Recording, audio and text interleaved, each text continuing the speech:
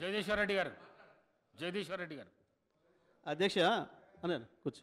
అధ్యక్ష, కొంచెం ప్రజలు ఏమనుకుంటారు అనేది కూడా కొంచెం ఇబ్బంది పడుతూ ఉండరు. మంత్రులు వారు మాట్లాడుతున్న తీరు చూసి ఒక మంత్రికి ఇంకో మంత్రికి సంబంధం లేకుండా యావరేజ్ అంటే ఏంది సార్? వాట్ ఈజ్ యావరేజ్ చెప్పండి ఒకసారి. యావరేజ్ అంటే రోజుకి 24 గంటలే ఉంటుంది అధ్యక్ష. వారు తెలుసుకోవాల్సిన విషయం, రోజుకి 24 గంటలు మాత్రమే ఉంటుంది. 24 గంటలు ఒక రోజు అంటారు ఎప్పుడైనా. రోజుకి 28 గంటలు 30 గంటలు ఉండదు. ఒకరోజు 12 గంటలు ఇచ్చి ఓ రోజు 30 గంటలు ఇస్తే యావరేజ్ 19 వస్తుందేం కానీ ఎన్ని గంటలు రోజుకి ఇస్తే యావరేజ్ 19 అవుతుందో చెప్పాలి లెక్కవారు. వారికి ఎవరికైనా అవగాహన ఉంటే ఈ మంత్రి గారా ఆ మంత్రి గారా ఎవరు చెప్తారో. లేదు అంటే మేము రాసిన శ్వేతపత్రమే అబద్ధమైన విషయం, అవాస్తవాలతో కూడుకున్న శ్వేతపత్రాన్ని రిలీజ్ చేసిన విషయాన్ని వాళ్ళు ఒప్పుకోవాలని నేను చెప్పి డిమాండ్ చేస్తా ఉన్నా అధ్యక్ష. వాళ్ళ మంత్రి గారు జగదీశ్వర్ రెడ్డి గారు, మీరు పదే పదే గట్టిగా గొంతు తెరుచుకొని అరిస్తే అబద్ధాలు నిజమైపోవు. మేం చెప్తున్నాం 24 గంటలు ఎక్కడ మెన్షన్ చేయలేదని చెప్పాం. 24 గంటలు నువ్వు పవర్ ఇచ్చినట్టుగా నేను ఎక్కడ మెన్షన్ చేయలేదు, నువ్వు ఇవ్వలేదు కూడా. మీరు మీరే మాట్లాడితే సభ తప్పుదో పట్టిస్తారు, రాష్ట్రాన్ని తప్పుదో పట్టిస్తారు. ఎవరో నీతి ఆయోగ్ ఏ పేజీలో 24 గంటలు పవర్ ఇచ్చావు? ఏ పేజీలో ఎక్కడ మీరు రాష్ట్రంలో 24 గంటలు పవర్ ఇవ్వలేదు? 24 గంటలు ఎక్కడ మీరు అబద్ధాలు పదే పదే. అధ్యక్ష, మేము స్పష్టంగా మా పక్షాన్ని నుంచి డిమాండ్ చేస్తున్నాం. మీరు ఇప్పటికైనా మీ మంత్రులందరూ మాట్లాడుకున్న సార్ కూర్చొని ఎన్ని గంటలు ఇచ్చినామని మీరు చెప్పదలుచుకున్నారో స్పష్టంగా చెప్పండి. ఈ శ్వేతపత్రాన్ని మార్చుకొని మరొక శ్వేతపత్రం అయినా విడుదల చేయండి. మీరు అందరు మంత్రులు మాట్లాడుకున్నాగా చేయండి. లేకపోతే ప్రజల ముందర పలసన అవుతారు. అధ్యక్ష, ఒకటే అధ్యక్ష, బట్టి గారు కావచ్చు, శ్రీధర్ బాబు గారు కావచ్చు, ఈ సభలో ఇక్కడ ఉన్నారు గత 5 ఏళ్ళు కూడా. ఒక్కరోజైనా వాళ్ళకు ప్లకార్డ్ పట్టుకునే అవకాశం ఇచ్చినమా, ఆ కష్టం ఇచ్చినమా? ఇవ్వలేదు. ఒక్కరోజు కూడా వాళ్ళ రకం కష్టపెట్టలేదు.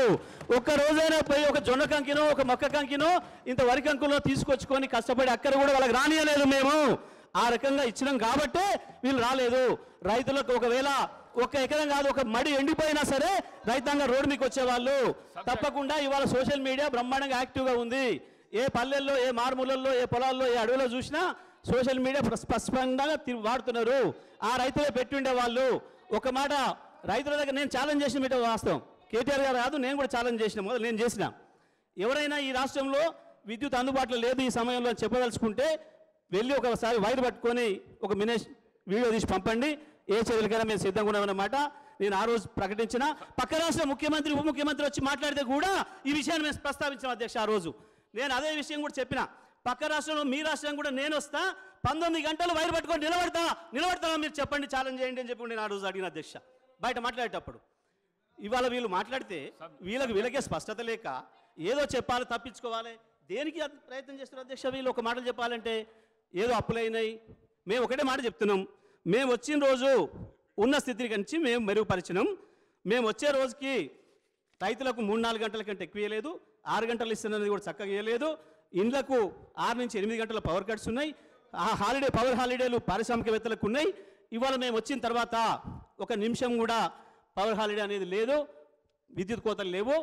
ఇప్పటి కూడా మేము చెప్తున్నాం, భారతదేశంలో డిసెంబర్ 3వ తారీఖు వరకు 1 నిమిషం కూడా పట్టణాలలో కావచ్చు, నగరాలలో కావచ్చు, గ్రామాలలో కావచ్చు 1 నిమిషం కూడా విద్యుత్ కొరత లేకుండా, కోత లేకుండా నాణ్యమైన విద్యుత్ నంచే ఏకైక రాష్ట్రం తెలంగాణ రాష్ట్రం మాత్రమే. పారిశ్రామికవేత్తలకు 1 నిమిషం కూడా పవర్ హాలిడే ఇచ్చి అక్కడ లేకుండా విద్యుత్ సప్లై చేసిన రాష్ట్రం తెలంగాణ రాష్ట్రమే. రైతాంగానికి వాళ్ళకి అవసరమైనంత మేరకు ప్రతి నిమిషం ఎప్పుడంటే అప్పుడు రైతు వాడుకోవడానికి పొద్దుగల పెట్టుకుంటారా, మధ్యాహ్నమా, సాయంత్రమా, రాత్ర ఏ రైతైనా సరే తనే స్వయంగా వెళ్ళి పెట్టుకోవడానికి అవకాశం ఇస్తూ విద్యుత్ను అందుబాటులోకి తీసుకొచ్చిన రాష్ట్రం కూడా తెలంగాణ రాష్ట్రమే అనే విషయాన్ని మేము మళ్ళీ చెప్తున్నాం అధ్యక్ష. లేదంటే ప్రూవ్ చేసుకుంటే ఎక్కడైనా చేయొచ్చు. మేము అన్న ప్రతి మాట కూడా కట్టుబడి ఉన్నాం, అందులో సందేహం లేదు అధ్యక్ష. ఇక అప్పుల విషయానికి వస్తే అధ్యక్ష, అప్పులు అనేవి ఇవాళ ఈ సభలో ఉన్న అందరికీ ఉన్నాయి అధ్యక్ష. నాకు కూడా ఉంది అప్పు అధ్యక్ష, నాకు కూడా ఉంది. నేను ముగిస్తున్న అధ్యక్ష, వారు నాగమని చెప్పండి, తర్వాత మాట్లాడుకోవచ్చు. వాళ్ళు చాలా ఉంది, వాళ్ళకి మాట్లాడుకోవడానికి ఎన్ని గంటలు ఇవ్వచ్చు, మాకు కూడా కూర్చొని ఒప్పుకుంది అధ్యక్ష. ఇవాళ ఈ సభలో ఉన్న మన పెద్దలందరికీ కూడా చాలామందికి అప్పులు ఉన్నాయి అధ్యక్ష. నాకున్నాయి, మా సభ్యులకు ఉన్నాయి, గౌరవ ముఖ్యమంత్రి గారికి ఉంది, గౌరవ ఉప ముఖ్యమంత్రి గారికి ఉంది, గౌరవ పొంగులేటి గారికి ఉంది, జూపల్లి గారికి ఉంది. అందరు కూడా అప్పులు ఉన్నాయి అధ్యక్ష. ఆస్తులు ఉన్నాయి, అప్పులు ఉన్నాయి. మరి అప్పులు చేసినామనంటే మనం ఏమైనా బ్యాడ్ ఫాదర్స్మా, బ్యాడ్ మేనేజర్స్మా? మన పిల్లలు జరగొట్టడానికి అప్పు తెచ్చినాం అన్నట్టు మనం అందరం దేనికి తెచ్చినాం అధ్యక్ష? మీకు ఇచ్చింది అవకాశం ప్రజలు, మేము బ్రహ్మాండమైన అన్ని వసతులు చేసి మీకు పెట్టినాం, వాడు ఎదురుగా పెట్టినాం, రెడీగా పెట్టినాం. 24 గంటలు అన్ని రంగాలకు విద్యుత్ సప్లై చేయడానికి కావాల్సిన మొత్తం ట్రాన్స్మిషన్ సిస్టమ్ను డెవలప్ చేసినాం, డిస్ట్రిబ్యూషన్ సిస్టమ్ డెవలప్ చేసినాం.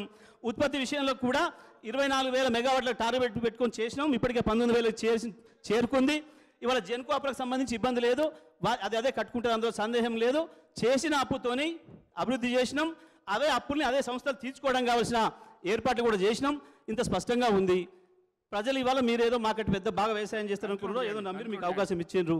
పోయి కట్టుని నాగలి రెడీగా పెట్టించినాం, మేము అన్ని తయారు చేసి పెట్టినాం, భూమి పెట్టినాం, నీళ్లు పెట్టినాం, అన్ని ఇచ్చినాం, విద్యుత్ ఇచ్చినాం, అన్ని ఇచ్చినాం. ఎందుకు మరి నాగలి కట్టడం రాకనా, అరక కట్ట రాకనా, కాడి పెట్టరాకనా, ఎందుకు భయపడుతున్నారో దాని నుంచి తప్పించుకోవడం కొరకు ఏదో అప్పులని మాట్లాడుతున్నారు. అప్పుల విషయంలో అందరికీ ఉన్నాయి అప్పులు, అన్ని సంస్థలకు ఉంటాయి. అప్పు లేకుండా అభివృద్ధి సాధ్యం కాదు. ఇవాళ భారతదేశానికే 1,55,00,000 కోట్ల అప్పు ఉంది అధ్యక్ష, ప్రతి రాష్ట్రానికి ఉంది. నేను చెప్పదలుచుకుంటే రాజస్థాన్ ఎన్ని 69,000 లోట్లో ఉంది, కర్ణాటక లోట్లో ఉంది. పవర్ విషయంలో అన్ని రాష్ట్రాలు ఒక్కొక్క రాష్ట్రం. జగదీశ్వర్ రెడ్డి గారు కన్క్లూడ్ చేయండి అధ్యక్ష. నేను సబ్జెక్ట్ మాత్రమే చెప్తా అధ్యక్ష. నేను సబ్జెక్ట్ మాత్రమే చెప్తా ఉన్నా. నేను ఎక్కడ కూడా డిబేట్ కాలేదు అధ్యక్ష. నేను రాజకీయాలు మాట్లాడలేదు ఇక్కడ అధ్యక్ష. తమరు దయచేసి అర్థం చేసుకోండి, నేను ఎక్కడ రాజకీయాలు విమర్శలు చేయలేదు అధ్యక్ష. నేను చేసిన విషయాన్ని మాత్రమే చెప్పినా. మధ్య సభ్యులు ఇంటరప్ట్ చేసినప్పుడు దాని మీద కూడా నేను మంచిగా స్పందించాను అధ్యక్ష. విచారణ చేయమని చెప్పిన సిట్టింగ్ చేస్తున్నారు. ఎందుకంటే ఒక ప్రభుత్వ సంస్థ నుంచి ఇంకో ప్రభుత్వ రంగ సంస్థకి అందించింది. వాళ్ళు నిన్న పేర్కొన్న BHEL మేమే స్థాపించడం ఏదైతే చెప్పానో, మరి వీరికి ఈ మంత్రి గారికి అవగాహన లేనట్టుంది. అది మీరు పెట్టిన సంస్థే, దానికే ఇచ్చాం అధ్యక్ష. మేము ఇచ్చింది దానికే ఇచ్చాం, ఎవరికో ఇవ్వలేదు. పారదర్శకంగా పిలిచి బహిరంగంగా వారికే ఇచ్చాం, వారు ముందుకు వచ్చారు కాబట్టి అందులో సందేహం లేదు అధ్యక్ష. ఇక వారు ఇంకోటి కూడా భద్రాద్రి గురించి కూడా మాట్లాడారు అధ్యక్ష. భద్రాద్రి కూడా చెప్తారు అధ్యక్ష. భద్రాద్రి విషయంలో BHEL స్వయంగా ముందుకు వచ్చి మేము 2 సంవత్సరాల కాలంలోనే పూర్తి చేసి ఇస్తామని చెప్పినారు అధ్యక్ష. ఆ రోజున్న పరిస్థితులలో మనకు కావాల్సిన దానికంటే 2700 లోటు ఉంది. అదేవిధంగా పక్క రాష్ట్రంలోంచి సహకారం వస్తలేదు. మనకు రావాల్సిన విద్యుత్ పక్క నుంచి పక్క రాష్ట్ర ముఖ్యమంత్రి ఇవ్వడం లేదు. వేరే వాళ్ళతో కొనుక్కుంటున్న అవకాశం ఇస్తలేడు, ఇబ్బందులు పెడుతున్నాడు. ఎంత తొందరగా వీలైతే అంత మన జెన్కో సంస్థ ద్వారానే ఉత్పాదన చేసుకుంటే ఉపయోగం ఉంటుందనే ఉద్దేశంతో BHEL తెలుసుకొని వస్తే ముందుకు వచ్చి మేము 24 నెలల్లో చేస్తామని చెప్తే దాన్ని BHELకి ఇచ్చాం అధ్యక్ష. అక్కడ ఎక్కడ కూడా ఎటువంటి నష్టం జరగలేదు అధ్యక్ష. దురదృష్టవశాత్తు ఎవడో ఒక ద్రోహి చేసిన తప్పు వల్ల, వాడు కుట్ర వల్ల, వాడు NGTలో కేసేసి ఆపడం వల్ల అది ఆలస్యమైందన్న విషయం ఈ సభలోనే అనేక సందర్భాల్లో చర్చకు వచ్చింది. బట్టి గారు ఇక్కడి నుంచి వెళ్ళే ప్రశ్నలు అడిగినారు, చెప్పినాం. ఆ రోజే వారి సందేహాలన్నింటి కూడా తీర్చాం అధ్యక్ష. అక్కడ ఎటువంటి చిన్న మిస్టేక్ కూడా జరగలేదనే విషయాన్ని కూడా చెప్తున్నా అధ్యక్ష. ఎవడైతే యాదాద్రి విషయంలో కూడా కేసేసి NGTని పక్కదో పట్టించి అన్ని అనుమతులు తీసుకున్న తర్వాత కూడా మళ్ళీ మన ఇబ్బంది పెట్టే ప్రయత్నం చేసిండో, ఇవాళ వాడు దేశద్రోహిగా తేలిండు, అంతర్జాతీయ నేరాల్లో మొన్ననే దొరికిండు. ఇది దేశానికి నష్టం చేయడానికి, భారతదేశానికే నష్టం చేయడానికి జరిగిన అంతర్జాతీయ కుట్రలో భాగంగా ఇటువంటి చేస్తున్నాడని చెప్పి ముంబైలో వాళ్ళు కేసు పెట్టినారు. అక్కడ దొరికిండు అధ్యక్ష. ఇక్కడ జరిగిన విషయాలు ఇవి తప్ప ఇంకోటి ఏది లేదు అధ్యక్ష. ఇవాళ మేము స్పష్టంగా ఒకటే మాట సూటిగా మేము అడుగుతూ ఉన్నాం. ఈ ప్రభుత్వం 24 గంటలు అన్ని రంగాల విద్యుత్ వినియోగదారులకు విద్యుత్ ఇవ్వడానికి సిద్ధంగా ఉన్నదా లేదా? ఎటువంటి అప్పు లేకుండా, ₹1 కూడా మేము ఇప్పటి నుంచి అప్పు తేకుండానే ఈ ప్రభుత్వాన్ని నడుపుతాం, ప్రజలకు ఇచ్చిన అన్ని హామీలు నెరవేరుస్తామని కనుక వారు అంటున్నట్టుంది. అంటే సంతోషమే. దేశంలో కాదు ప్రపంచంలో రికార్డ్ అవుతుంది. తప్పకుండా వారి విజయం సాధించాలని నేను కోరుకుంటున్నా. ₹1 అప్పు లేకుండా ఇప్పటి నుంచి ఈ ప్రభుత్వాన్ని నడుపుతూ విద్యుత్తును అన్ని రంగాల వినియోగదారులకు 24 గంటల విద్యుత్తును ఇస్తూ తప్పకుండా దేశానికి ఒక ఆదర్శంగా ఉండాలని చెప్పి కూడా మేము కోరుకుంటున్నాం అధ్యక్ష. మాకేం వేరేది లేదు. ఎందుకంటే ఈ రాష్ట్ర ప్రభుత్వం ఇంత గొప్ప చేసి దేశానికి ప్రపంచానికి ఆదర్శంగా నిలిస్తే మనందరం కూడా గర్వపడాల్సిందే, అందులో సందేహమే లేదు అధ్యక్ష. ఇక్కడనే ఇంకో విషయాన్ని కూడా ముగిస్తాను అధ్యక్ష మాట్లాడి. కేంద్రం నుంచి వచ్చిన సహకారం కావచ్చు, మీటర్లకు సంబంధించి కూడా లీడర్ ఆఫ్ ది హౌస్ ముఖ్యమంత్రి గారు మాట్లాడు. స్పీకర్ సార్, నిన్న ఇవాళ శాసనసభలో మా ప్రభుత్వం ప్రవేశపెట్టిన శ్వేతపత్రాలు ఒకటి ఆర్థిక శాఖకు సంబంధించిన విషయం నిన్న పూర్తి స్థాయిలో ప్రభుత్వం వాస్తవాలను వివరించే ప్రయత్నం చేసింది. సరే, ప్రతిపక్షంగా వాళ్ళు తమ తప్పిదాలను కప్పిపుచ్చుకోవడానికి ఎదురుదాడి చేసినామని అనుకుంటున్నారు. ఆ ఎదురుదాడి రాష్ట్రానికి ఎంత నష్టం తెచ్చిపెడుతుందో ఇప్పటికి కూడా వాళ్ళు అర్థం చేసుకోలేదు, మారలేదు. ఈరోజు కూడా మా ఉప ముఖ్యమంత్రి గారు తెలంగాణ రాష్ట్ర ఇంధన శాఖ శ్వేతపత్రాన్ని ఈ సభలో ప్రవేశపెట్టి సభ్యులందరితో చర్చ చేసి తెలంగాణ రాకంటే ముందు ఉన్న పరిస్థితి, తెలంగాణ రాష్ట్రం వచ్చిన తర్వాత గత ప్రభుత్వం 9.5 సంవత్సరాలలో తీసుకున్న నిర్ణయాలు, ఆ నిర్ణయాల వల్ల వచ్చిన ఫలితాలను దుష్ఫలితాలను సభ ముందు పెట్టడం ద్వారా, ఎందుకంటే ఏ రోజు కూడా 9.5 సంవత్సరాలలో ఆనాటి ప్రభుత్వం వాస్తవాలను సభ ముందు పెట్టడానికి కానీ చర్చించడానికి కానీ ముందుకు రాలే. ఈరోజు ఎందుకు ఈ వాస్తవాలన్నింటినీ ముందలు పెడుతున్నాము? ఒక మనిషి ఆసుపత్రికి వెళ్ళి హెల్త్ చెకప్ చేసుకుంటే ఎక్స్రే నుంచి స్కానింగ్ వరకు అన్ని రిపోర్ట్లు తీసుకుంటేనే, బ్లడ్ టెస్ట్ కానీ అన్ని టెస్టులు చేయించుకుంటే, హెల్త్ చెకప్ చేయించుకుంటే ఆ వ్యక్తిలో ఉన్న బలాలు బలహీనతలు అన్నీ తెలిస్తే డాక్టర్గా వారికి వైద్యం అందించడం సులభం అవుతుందని చెప్పి హెల్త్ చెకప్ చేస్తాం. అట్లానే ఈరోజు విద్యుత్ శాఖను పూర్తి స్థాయిలో స్కానింగ్ చేసి వాస్తవాలను వారు ముందల పెట్టి వారు తప్పులు జరిగిన వాటిని అర్థం చేసుకొని అవగాహన లోపం వల్ల జరిగిందా, ఉద్దేశపూర్వకంగా జరిగిందా, ఇవన్నీ ఒక చర్చలో బయటకు వస్తాయి. కాకపోతే వాస్తవాలను ఒప్పుకొని హుందాగా 10 సంవత్సరాలు పరిపాలన చేసిన అనుభవం ఉంది మాకని పదే పదే చెప్తారు.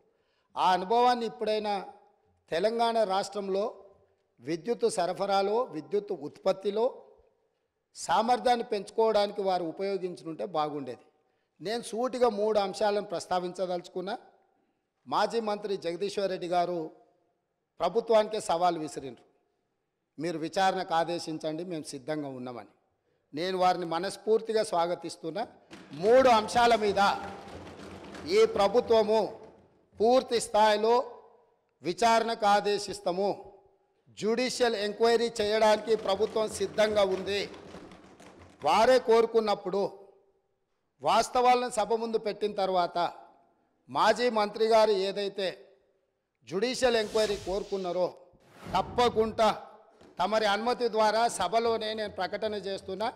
3 అంశాల మీద జ్యుడిషియల్ ఎంక్వైరీకి మా ప్రభుత్వం సిద్ధంగా ఉన్నది అని చెప్పి ఈ సందర్భంగా తెలియజేస్తూ, ఆ 3 అంశాలకు సంబంధించి తెలంగాణలో కాలిపోతున్న మోటార్లు, పేలిపోతున్న ట్రాన్స్ఫార్మర్లు, ఆత్మహత్యలు చేసుకుంటున్న రైతులు, ఇది ఒక పెద్ద సెంటిమెంట్ విద్యుత్తు అనేది. ఈ ప్రజల యొక్క సెంటిమెంటును ఏ రకంగా గత ప్రభుత్వము ఆర్థిక ప్రయోజనాల కోసము వినియోగించుకున్నదో ఈ అంశాలు ఈరోజు బయటికి రావాల్సి ఉన్నది. అందులో భాగంగానే ఛత్తీస్గఢ్ ఒప్పందం. మన రాష్ట్రంలో విద్యుత్తు ఉత్పత్తి సరిపోవడం లేదు, అత్యవసరంగా మన అవసరాలు తీర్చాల్సిన అవసరం ఉన్నది. కాబట్టి ఏ టెండర్లు లేకుండానే డైరెక్ట్గా మేము ఆ ఛత్తీస్గఢ్ ప్రభుత్వానికి సంబంధించిన ప్రభుత్వ సంస్థతో తెలంగాణ రాష్ట్ర ప్రభుత్వం డిస్కామ్లు ఒప్పందం చేసుకుంటున్నాయని ఆ రోజు ఇదే సభలో ఈ ఒప్పందాలతో వేల కోట్ల రూపాయల భారం పడబోతుంది, ఈ భారాన్ని తెలంగాణ ప్రజలు భరించలేని పరిస్థితికి దారితీస్తుంది, ఈఆర్సీ ముందల మేము ఫిర్యాదులు చేయడమే కాకుండా మా వాదనలు వినిపించినాం. ఈ సభలో ఆనాటి ముఖ్యమంత్రి చంద్రశేఖరరావు గారికి మేము చెప్పే ప్రయత్నం చేస్తే మార్షల్స్ను పెట్టి మమ్మల్ని బయటికి గెంటేసి ఆ రోజు ఛత్తీస్గఢ్తోని తెలంగాణ రాష్ట్ర ప్రభుత్వం ఒప్పందం చేసుకుంది. దీనికి సంబంధించి విద్యుత్తు జేఏసీకి సంబంధించిన తెలంగాణ ఉద్యమంలో క్రియాశీలక పాత్ర పోషించిన ఒక జెన్కో ట్రాన్స్కో అధికారి నివేదిక ఇచ్చి ఈ ఒప్పందం వల్ల నష్టం జరుగుతుంది అన్నందుకు అతన్ని ఎక్కడనో మారుమూల ప్రాంతానికి బదిలీ చేసి కక్షా సాధింపుగా అతనికి ఉన్న హోదాను తగ్గించి ఒక చిన్న ఉద్యోగంలో నియమించారు అధ్యక్ష. వారు ఇక్కడ సభ్యుడు కాదు కాబట్టి వారి పేరు తీసుకుంటలేను. సంస్థలో పనిచేస్తున్న ఉద్యోగి అనుభవంతో తెలంగాణ ఉద్యమంలో విద్యుత్తు జేఏసీని క్రియాశీలకంగా ముందుకు నడిపించి ఉద్యమంలో ముందున్న వ్యక్తిని తెలంగాణ రాష్ట్రం వచ్చిన ఎంబడే శిక్షించి ఎక్కడో మారుమూల ప్రాంతానికి బదిలీ చేసి ఉన్న హోదా కంటే అతనికి డిమోషన్. తెలంగాణ ఉద్యమంలో పాల్గొన్న వాళ్ళు తెలంగాణ రాష్ట్ర సాధనలో క్రియాశీలక పాత్ర పోషించిన వాళ్ళను మనం సమర్థించి అవసరమైతే ప్రమోషన్ ఇవ్వాలి. ఒకవేళ ప్రమోషన్ ఇవ్వడానికి మీకు మనస్కరించకపోతే ఉన్న హోదాలనైనా ఉంచాలి. అలా కాకుండా శిక్షించి బదిలీ చేసిండ్రు. అతను కూడా ఆనాడు ఈఆర్సీ ముందు తన వాదన వినిపించిండు. ఆ వాదనను పెడచెవిన పెట్టి ఛత్తీస్గఢ్ ఒప్పందం చేసుకుండ్రు. ఈ ఛత్తీస్గఢ్ 1000 మెగావాట్ల ఒప్పందం 3/11/2014 నాడు ఏదైతే ఒప్పందం మీద సంతకం చేసిండ్రో ఈ నివేదికలోనే ఉంది. నేను కొత్తదేం చెప్పడం లేదు, వారు చూసుకోవాలి. పేజీ నెంబర్ 11, 12లో ఉన్న వాటిని. అసలు ఈ విద్యుత్తు వినియోగించినా వినియోగించకపోయినా, అదేవిధంగా విద్యుత్తును రవాణా చేయడానికి వినియోగించాల్సిన కారిడార్ను పర్మనెంట్ ఒప్పందం చేసుకోవడంతో విద్యుత్తు సరఫరా అయినా కాకపోయినా దాదాపుగా 1362.424 కోట్ల రూపాయలు ఈరోజు ప్రభుత్వం మీద భారం పడ్డది. ఆ విద్యుత్తు కొనుగోళ్లలో ఆనాడు కేంద్ర ప్రభుత్వము మనకు తక్కువ ధరకు విద్యుత్ ఇవ్వడానికి సిద్ధంగా ఉన్నా పెడచెవిన పెట్టి మీరు మీ ఆలోచనతో మీ అవగాహనతో మీకు ఎలాంటి ఉద్దేశాలు ఉన్నాయో నాకు తెలియదు. ఆ ఉద్దేశాలు ఈరోజు విచారణతో బయటికి రావాలి. కాబట్టి రేపు జరగబోయే జ్యుడిషియల్ ఎంక్వైరీలో ఛత్తీస్గఢ్తో తెలంగాణ రాష్ట్ర ప్రభుత్వం చేసుకున్న ఒప్పందాల మీద 100% విచారణకు ఆదేశిస్తున్నాము. ఈ ఛత్తీస్గఢ్ 1000 మెగావాట్ల విద్యుత్తులో జరిగిన కుంభకోణము, నిర్లక్ష్యము, ఈరోజు ఛత్తీస్గఢ్లో ఏవైతే కేసులు నడుస్తున్నాయో ఈరోజు వాళ్ళు ఫిక్స్డ్ కాస్ట్ వేరియేషన్ కాస్ట్ని లెక్కలేసి వాళ్ళు ఏ అదనంగా అడుగుతున్నారో, ఏ పరిస్థితులు ఉన్నాయో, అక్కడ ఛత్తీస్గఢ్ ఈఆర్సీ ముందలో జరుగుతున్న కేసులు ఏమున్నాయో వీటన్నిటిని పూర్తి స్థాయిలో విచారణ చేయడం ద్వారా మొత్తం వాస్తవాలను బయటికి తీయాల్సిన అవసరం ఉంది. ఛత్తీస్గఢ్ ఒప్పందం మీద ఈ ప్రభుత్వం విచారణకు ఆదేశిస్తుంది అధ్యక్ష. అదేవిధంగా అధ్యక్ష, యాదాద్రి థర్మల్ పవర్ ప్రాజెక్ట్ ఆ రోజు ప్రజల సెంటిమెంట్ ఏదైతే ఉందో ఈ ప్రజల సెంటిమెంటును తమకు అనుకూలంగా మార్చుకొని ఇండియా బుల్స్ అనే కంపెనీ గుజరాత్లో 1080 మెగావాట్ల విద్యుత్ సామర్థ్యంతో ప్రైవేట్ సంస్థ నిర్మించదలుచుకున్న ప్రాజెక్టును కేంద్ర ప్రభుత్వం విధి విధానాలలో మార్పు తీసుకొచ్చింది. పొల్యూషన్ ఎన్విరాన్మెంట్ను రక్షించడానికి 2011-12లోనే ప్రభుత్వం విధానాలు తీసుకొచ్చి సబ్ క్రిటికల్ అనే టెక్నాలజీతో నిర్మించిన ప్రాజెక్టులను అన్నింటిని కూడా మూసేసి సూపర్ క్రిటికల్ టెక్నాలజీకి మీరు మారండి, భవిష్యత్తులో నిర్మించబోయే ప్రాజెక్టులు ఏవైతే ఉన్నాయో ఆ ప్రాజెక్టులను కూడా సూపర్ క్రిటికల్ టెక్నాలజీతో నిర్మించమని చెప్పి విస్పష్టంగా కేంద్ర ప్రభుత్వం ఆనాడు ఆదేశాలు ఇచ్చింది రాష్ట్ర ప్రభుత్వాలకు, అదేవిధంగా ప్రైవేట్ కంపెనీలకు. అందుకోసము సూపర్ క్రిటికల్ టెక్నాలజీ ఉంటేనే 2013 తర్వాత ప్రాజెక్టులు నిర్మించాల్సిన నిబంధనలు ఉండడంతో గుజరాత్కు సంబంధించిన ఇండియా బుల్స్ అనే కంపెనీ BHELకు ఆల్రెడీ సబ్ క్రిటికల్ టెక్నాలజీతో పర్చేజ్ ఆర్డర్ ఇచ్చున్నది కాబట్టి ఆ కాలం చెల్లిపోయిన సాంకేతిక పరిజ్ఞానంతో ఆ ప్రాజెక్టు నిర్మించడానికి అవకాశం లేదని తెలిసి ఆ ఇండియా బుల్స్ కంపెనీ BHELకు మా డబ్బులు మాకు వాపసు ఇవ్వండి అని అంటే, మీరు ఆల్రెడీ కొనుగోలు ఒప్పందం చేసుకున్నారు, డబ్బులు చెల్లించారు, మీకు తిరిగి ఇవ్వడానికి కుదరదు. ఎవడైనా తలమాసినోడు ఇది కొనుక్కునేటోడు దొరికితే వాడిని తీసుకొచ్చి మాకు అప్పచెప్పండి, ఆ తలమాసినోడి దగ్గర మేము డబ్బులు తీసుకొని మీ డబ్బులు వెనక్కిస్తామని వాళ్ళు అంటే, తెలంగాణ ప్రభుత్వం నేనున్నా వాళ్ళని వీళ్ళని ఎందుకు ఎత్తుకుంటారు అని చెప్పి వీళ్ళు పోయి ఒక ప్రైవేట్ కంపెనీ మునుగాల్చిన సబ్ క్రిటికల్ టెక్నాలజీతో నిర్మించాల్సిన పవర్ ప్రాజెక్టును కాలం చెల్లిపోయిన దాన్ని మాకు అత్యవసరం ఉంది, 2 సంవత్సరాలనే పూర్తి చేస్తామని ఇదే సభలో ఇక్కడి నుంచి ఆనాటి సభానాయకుడు సభ ముందల దబాయించి మేము చెప్పినాము ఆ రోజు. మీరు కావాలంటే పాత రికార్డులు తిరిగే చూడండి.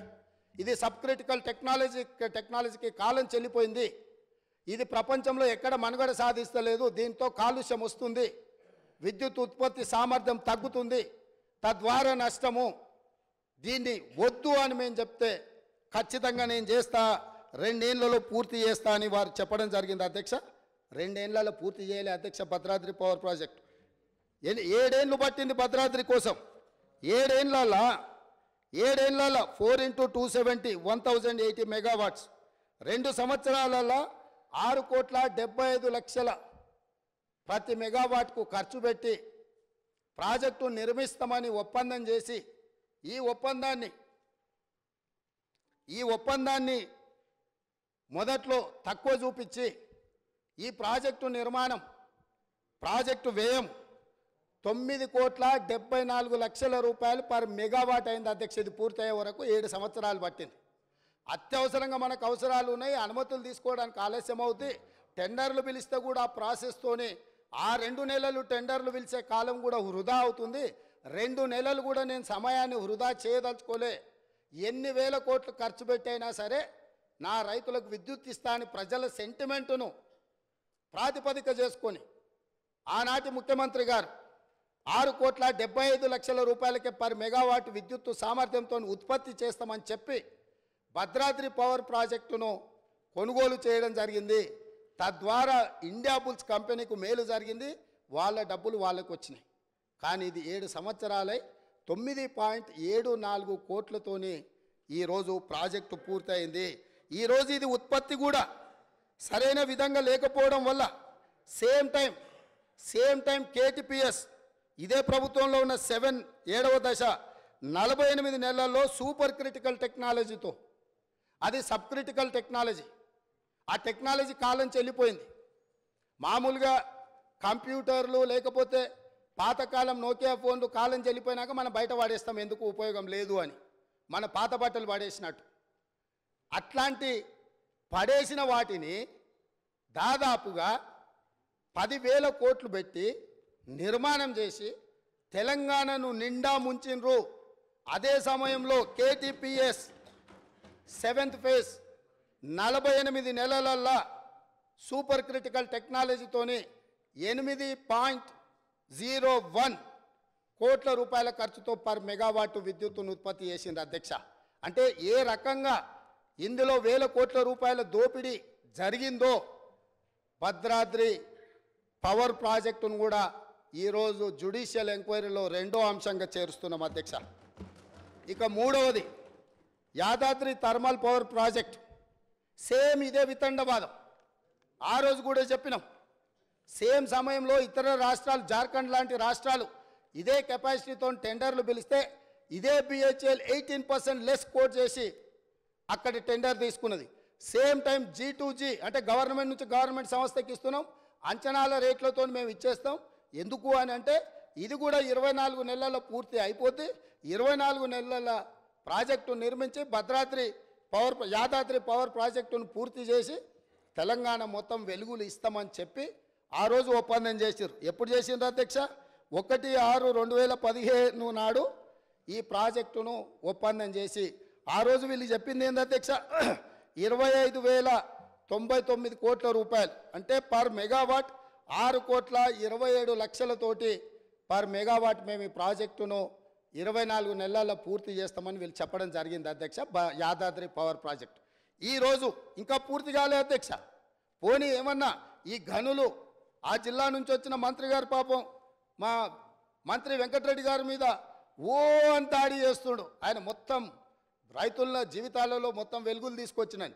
నీ సొంత జిల్లాలా నీ కూతవేటు దూరంలో ఉన్న మొదలుపెట్టిన ప్రాజెక్టు 2015లో మొదలు పెడితే 2023 వచ్చింది. 8 సంవత్సరాలు పూర్తిగా వస్తుంది. ప్రాజెక్టు పూర్తిగాలే. ఇప్పుడు కూడా 2024-25లో పూర్తి చెయ్యొచ్చు అని అంచనాలు వేస్తున్నారు. దీనికి మీరు నల్గొండ జిల్లా ప్రజలకు క్షమాపణ చెప్పాల్సింది పోయి మంత్రులు ఏది మాట్లాడితే ప్రతి మంత్రి మీద దాడులు చేయడమేనా? అది ఈరోజు దాదాపుగా 6,27,00,000కు మేము చేస్తామని డిపిఆర్ మొదలుపెట్టి ఈరోజు 34,543 కోట్లకు అంచనాలు పెరిగినాయి. దాంతో కూడా పూర్తి కావడం లేదు. 8,64,00,000 రూపాయలకు పర్ మెగావాట్ ఇవాళ పూర్తి చేస్తామని వచ్చింది. కానీ ఇది పూర్తి కాలేదు కాబట్టి ఇది కూడా 9 కోట్ల పైచిలుకు చేరుతుంది. అంటే 6,27,00,000కు పర్ మెగావాట్తో మొదలుపెట్టిన యాదాద్రి పవర్ ప్రాజెక్టు దాదాపుగా 9 కోట్లకు అంచనాలు పెరిగింది. 8 సంవత్సరాలు పట్టింది. అదే సమయంలో ఎన్టీపీసీ రామగుండం ఫేజ్ 1 ప్రాజెక్టును నిర్మిస్తే 7,63,00,000కు మాత్రమే పర్ మెగావాట్తోని ఎన్టీపీసీ పూర్తి చేసింది అధ్యక్ష. నేను ఏం చెప్పదలుచుకున్నా అంటే భద్రాద్రి నిర్మించినప్పుడు ప్రాజెక్టు కాస్ట్ ఇతరవి రాష్ట్ర ప్రభుత్వ కేంద్ర ప్రభుత్వ పరిధిలో ఉన్న వాటిని పూర్తి చేసిన ఏ ధరకు పూర్తయినాయి. అదేవిధంగా యాదాద్రి పవర్ ప్రాజెక్టు వీళ్ళు G2G పేరు మీద ఓపెన్ టెండర్ గ్లోబల్ టెండర్ పిలవకుండా ఒప్పందాలు చేసి BHELకి ఇచ్చి BHEL వెనకాల నుంచి మళ్ళీ ఎవరెవరు వచ్చిందో అవన్నీ విచారణ తేలితే అధ్యక్ష. నేను ఇప్పుడు వేగ్గా ఏది మాట్లాడదలుచుకోలే. కాబట్టి యాదాద్రి పవర్ ప్రాజెక్టు 4,000 మెగావాట్లతోని ఏదైతే నిర్మాణం చేపట్టి తెలంగాణ మొత్తం విద్యుత్తును అందిస్తామని గత ప్రభుత్వం చెప్పిందో ఈనాటికి కూడా పూర్తి కాలేదు. ఈ పూర్తి కాకపోవడానికి ఈ అంచనాలు పెరగడానికి అదే సమయంలో సూపర్ క్రిటికల్ టెక్నాలజీతోని అత్యంత అధునాతనమైన విధానాలతో ఏదైతే నిర్మాణం జరిగినాయో ఆ పక్కనే ఉదాహరణకు ఉన్నాయి. కాబట్టి ఈ 3 ప్రాజెక్టులు, 1 ఛత్తీస్గఢ్ ఒప్పందం, 2 భద్రాద్రి కొత్తగూడెంలో నిర్మించిన 1080 మెగావాట్ల నిర్మాణము ఒప్పందం, అదేవిధంగా 3వది యాదాద్రి థర్మల్ పవర్ ప్రాజెక్టుకు సంబంధించి BHELతో చేసుకున్న ఒప్పందాల నుంచి ఈనాటికి జరిగిన పరిణామాల మీద వారు కోరుకుంటున్నారు. కాబట్టి పారదర్శకంగా ఉండాలని వారు ముందుకు వచ్చినందుకు అభినందిస్తూ మా వైపు నుంచి కూడా మేము పారదర్శకంగా ఉన్నాం. తమరి అనుమతితోని జ్యుడిషియల్ ఎంక్వైరీకి ఈ 3 ప్రాజెక్టుల్లో మేము రెఫర్ చేస్తున్నాము. దీనికి కావలసిన మిగతా కార్యాచరణ మా శాఖ మంత్రి గారు, ఉప ముఖ్యమంత్రి గారు దీన్ని నెక్స్ట్ ప్రొసీడింగ్స్ ఏమి ఇవ్వాలి, ఏ రకంగా ముందుకెళ్లాలనో దీని మీద దృష్టి పెడతామని తెలియజేస్తున్నా అధ్యక్ష. అదేవిధంగా మేము విద్యుత్ సామర్థ్యాన్ని పెంచినామని పదే పదే తెలంగాణ రాష్ట్రం వచ్చినాడు 7,778 మెగావాట్లు ఉండే ఈరోజు 19,475 మెగావాట్లు మేము సాధించినామని చెప్తున్నారు అధ్యక్ష. ప్రభుత్వ రంగంలో వీళ్ళు సాధించింది గుండు సున్నా కొత్తది. ఎందుకు అని అంటే ఇక్కడ సోలార్ చూడండి అధ్యక్ష, ఈ పేజ్ నెంబర్ 7లో ఆనాడు 74 మెగావాట్లు ఉంటే ఈరోజు 5,600 మెగావాట్లు వచ్చింది. ఇది గవర్నమెంట్ సంస్థ నిర్మించింది కాదు, ఒకటే 1 మెగావాట్ గవర్నమెంట్ నిర్మించింది ఈ 10 ఏళ్లలో. ఇవన్నీ ప్రైవేటు సంస్థలకు ఆనాటి ప్రభుత్వం టెండర్లు పిలిచి ఆనాటి ప్రభుత్వం ఒప్పందాలు చేస్తే వీళ్ళందరూ ప్రైవేట్లో వీళ్ళు నిర్మించుకున్నది.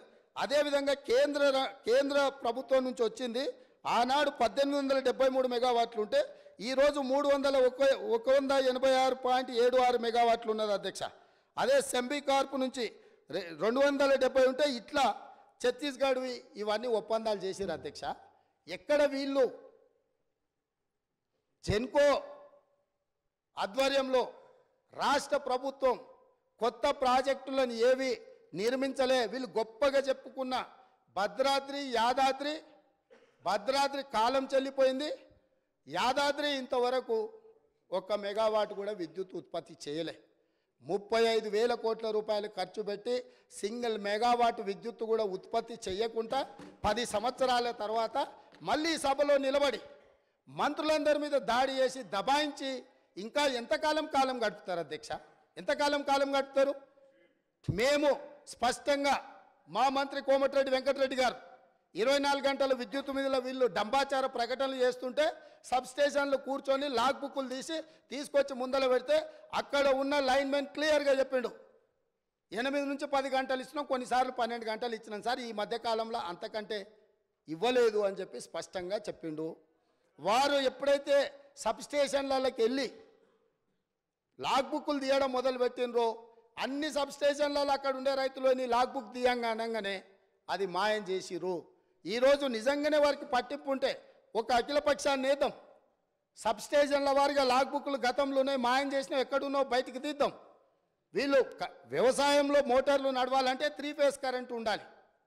వీళ్ళు వ్యవసాయానికి మోటార్లకు 3 ఫేజ్ ఇవ్వకుండా సింగిల్ ఫేజ్ ఎక్కువ గంటలు ఇచ్చుకుంటా వ్యవసాయానికి ఉపయోగం లేకుండా 24 గంటలు ఇచ్చినము అని భ్రమలు కల్పించి రైతులను మోసం చేసిండ్రు అధ్యక్ష. దానికి సంబంధించి వాళ్ళు కోరుకుంటే మాకేం అభ్యంతరం లేదు. అఖిల పక్షాన్ని నిజ నిర్ధారణ కమిటీ కింద వేద్దాం. ఆ పార్టీ ఆ మంత్రి గారిని కూడా ఇందులో భాగస్వామిని చేయండి.